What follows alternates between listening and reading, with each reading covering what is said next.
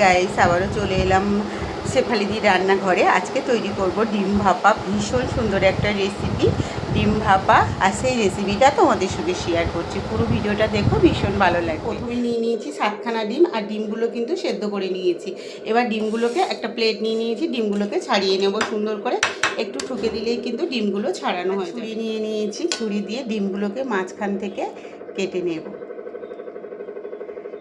সব ডিমগুলোকে কেটে নিয়েছি। এবার ডিমগুলোকে ভালো করে ভেজে নেব। কিছুটা তেল আমি দিয়ে দিচ্ছি, এখানে দিয়ে দিচ্ছি অল্প করে হলুদ,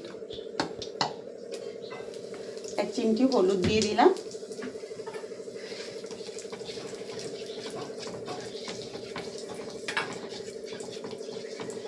নুন আর হলুদ দিয়ে এবার এই ডিমগুলো এক এক করে ভেজে নেব।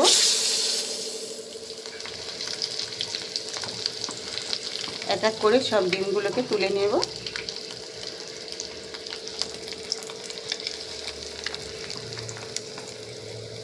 দিয়েছি, এবার মশলাটা তৈরি করে নেব।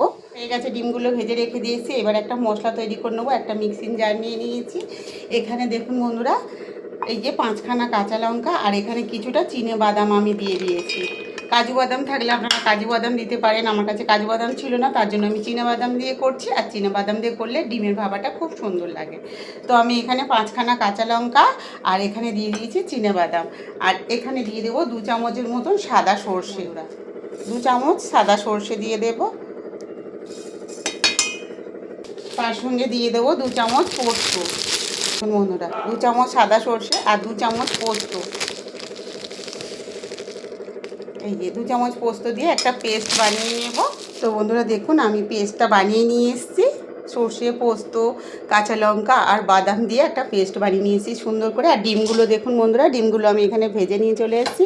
তো এই পোস্ত বাটাটা সব মশলাটা দিয়ে দেব এইখানটা। ডিম ভাপার জন্য আমি একটা টিফিন কারি ব্যবহার করেছি, ওর মধ্যে দিয়ে দেব। আর মশলাটা অনেকটাই লেগে আছে, ধুয়ে একটু জল দিয়ে দেব।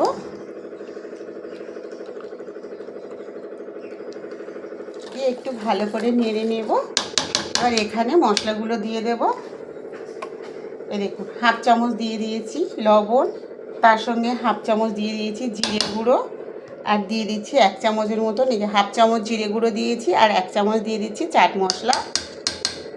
সঙ্গে দিয়ে দেবো খানিকটা সরষের তেল।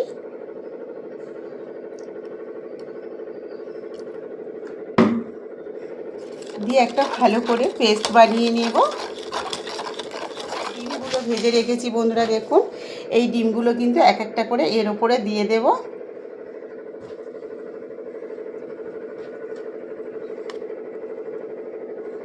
এই যে 4টে কাঁচা লঙ্কা দিয়েছি, দিয়ে এবার ভালো করে ঢাকনা লাগিয়ে দিয়ে দিয়েছি।